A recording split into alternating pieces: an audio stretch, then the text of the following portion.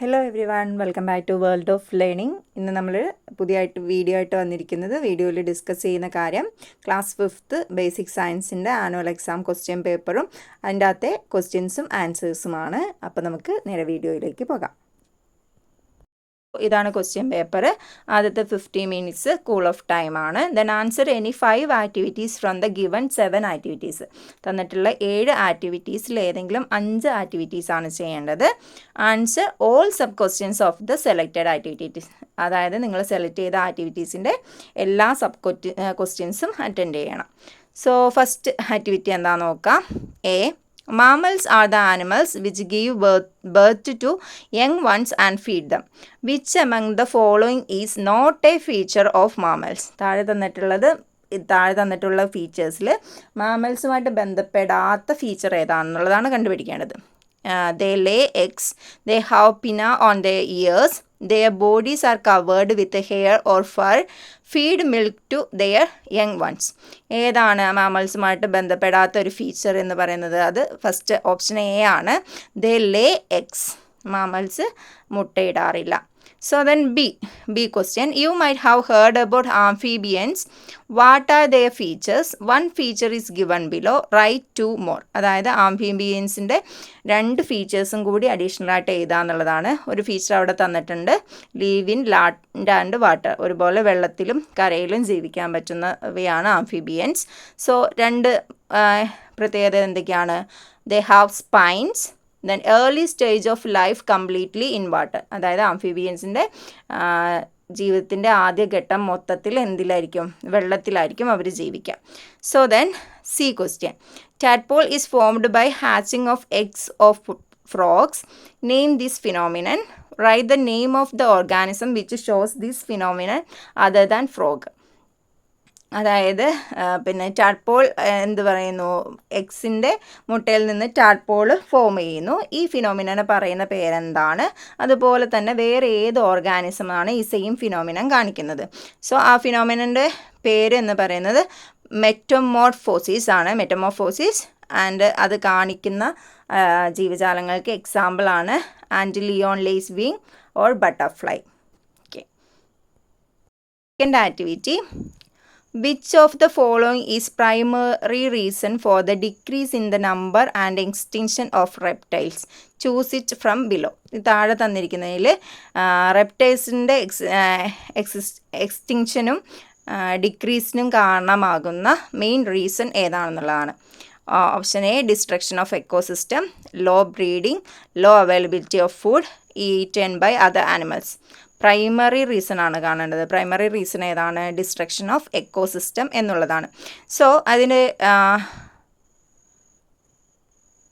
Activity 2ൻ്റെ B question എന്താണെന്നുള്ളത് നമുക്ക് നോക്കാം. ക്വസ്റ്റ്യൻ അതിൻ്റെ ബി ക്വസ്റ്റ്യൻ വരുന്നത് ക്ലാസിഫൈ ദ ഫോളോയിങ് ഓർഗാനിസംസ്. താഴെ തന്നിട്ടുള്ള ഓർഗാനിസംസിനെ ക്ലാസിഫൈ ചെയ്യാണ്. അപ്പം ക്ലാസിഫൈ ചെയ്യേണ്ട ഓർഗാനിസംസ് ഏതൊക്കെയാണ്? Rabbit, snake, house lizard, then cow.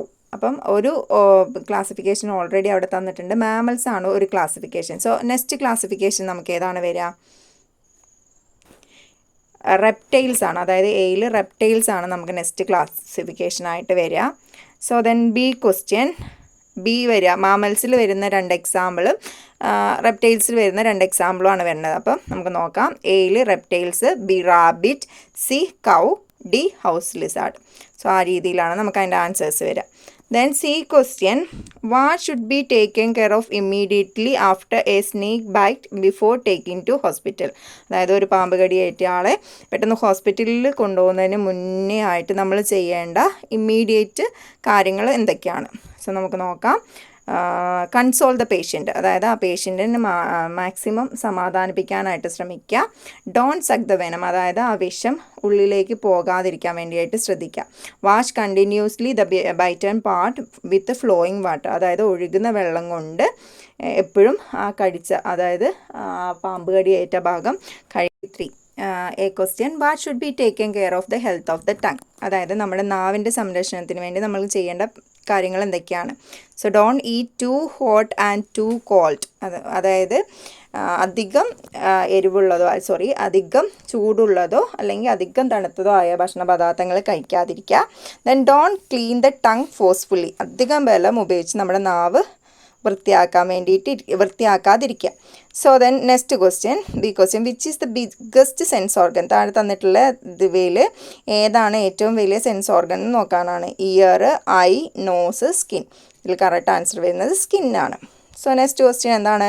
Prepare a poster in connection with eye donation. Eye ഡൊണേഷനുമായിട്ട് ബന്ധപ്പെട്ട ഒരു പോസ്റ്റർ തയ്യാറാക്കാനാണ് നെക്സ്റ്റ് ക്വസ്റ്റ്യൻ. അത് നോക്കുമ്പോൾ നമുക്കിവിടെ കാണാം. Enlighten someone's world by donating your eyes once you leave the world. ഇതുപോലെ എന്തെങ്കിലും interesting ആയ ഒരു കോട്ടൊക്കെ കൊടുത്തിട്ട് നമുക്ക് ആ പോസ്റ്റർ തയ്യാറാക്കാം. So next activity 4, classify the following based on their parts used for planting. അതായത് ഏത് ഭാഗമാണോ നടാനായിട്ട് ഉപയോഗിക്കുന്നത് അതിൻ്റെ ബേസ് ചെയ്തിട്ട് ഈ മേളിലുള്ള പ്ലാന്റ്സിനെ എന്ത് ചെയ്യാനാണ്, ക്ലാസിഫൈ ചെയ്യാനാണ്. ഒരു ഹെഡിങ് അവിടെ കൊടുത്തിട്ടുണ്ട്, those produced by planting stem. അതായത് തണ്ട് നടുന്ന സസ്യങ്ങൾ. അതിൻ്റെ അടിയിൽ ഹിബിസ്കസ് ഒക്കെ കൊടുത്തിട്ടുണ്ട്. അതുപോലെ തന്നെ നെക്സ്റ്റ് എന്തായിരിക്കും heading? Those produced by planting seed. അതായത് വിത്ത് നടുന്ന സസ്യങ്ങൾ. സോ അതിൽ നമുക്ക് ദോസ് പ്രൊഡ്യൂസ്ഡ് ബൈ പ്ലാന്റിങ് സ്റ്റെമ്മിൽ ബിയും സിയും വരിക. സോ ടപ്പിയോക്ക ആൻഡ് അമാരന്തസ് ഒക്കെ എന്തിലാണ് വരിക? ബിയും സിയും. ടപ്പിയോക്ക, റോസും ഒക്കെ ഏതിലാണ് വരിക? പ്രൊഡ്യൂസ്ഡ് ബൈ പ്ലാന്റിങ് സ്റ്റെമ്മിലാണ് വരിക. ദെൻ പ്രൊഡ്യൂസ്ഡ് ബൈ പ്ലാന്റിങ് സീഡിൽ ഏത് വരും? നമുക്ക് ഡിയും. ഡി ആയിട്ടുള്ള എന്താണ്, ഓൾറെഡി പാഡിയും ലേഡീസ് ഫിംഗറും അവിടെ കൊടുത്തിട്ടുണ്ട്, അമാരന്തസും അതിൻ്റെ അകത്ത് വരും. സോ ദെൻ ബി ക്വസ്റ്റ്യൻ എന്താണെന്നുള്ളത്, ആക്ടിവിറ്റി 4 ബി ക്വസ്റ്റ്യൻ എന്താണെന്നുള്ളത് നമുക്ക് നോക്കാം. If the seeds sprout at the bottom of the plant, saplings cannot grow properly, what are the different seed dispersal method. ഏതൊക്കെയാണ് ഡിഫറെൻ്റ് ആയിട്ടുള്ള സീഡ് ഡിസ്പേഴ്സൽ മെത്തേഡ് എന്നുള്ളതാണ്. ഒന്ന് അവിടെ കൊടുത്തിട്ടുണ്ട്, through wind. B and C നമുക്ക് എന്ത് കൊടുക്കാം? ത്രൂ ആനിമൽസ്, ത്രൂ വാട്ടർ എന്നുള്ളതൊക്കെ ആൻസറായിട്ട് കൊടുക്കാം. സീഡ് ഡിസ്പേഴ്സിങ് മെത്തേഡ്സ് ആണ്. Then which adaptation of pappus helps in the seed dispersal. അത് ഇതിലേതാണ് വരിക എന്നുള്ളതാണ്. ഏത് അഡാപ്റ്റേഷൻ ഓഫ് പപ്പസ് ആണ് സീഡ് ഡിസ്പേഴ്സലിന് ഹെൽപ്പ് ചെയ്യുന്നത്? More weight, float in water, hairy parts, attractive colour. Correct answer വരുന്നത് ഹെയറി പാർട്സ് എന്നുള്ളതാണ്. So next question, activity 5, water is precious, don't waste it.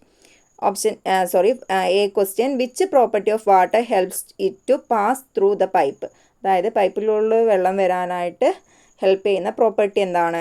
Water has the ability to flow എന്നുള്ള പ്രോപ്പർട്ടിയാണ്. So then there are various types of water conservation methods. Write any 3 of them. ഏതെങ്കിലും 3 water conservation method ഏതാണെന്ന് answer ഏതൊക്കെ എഴുതാം? Stone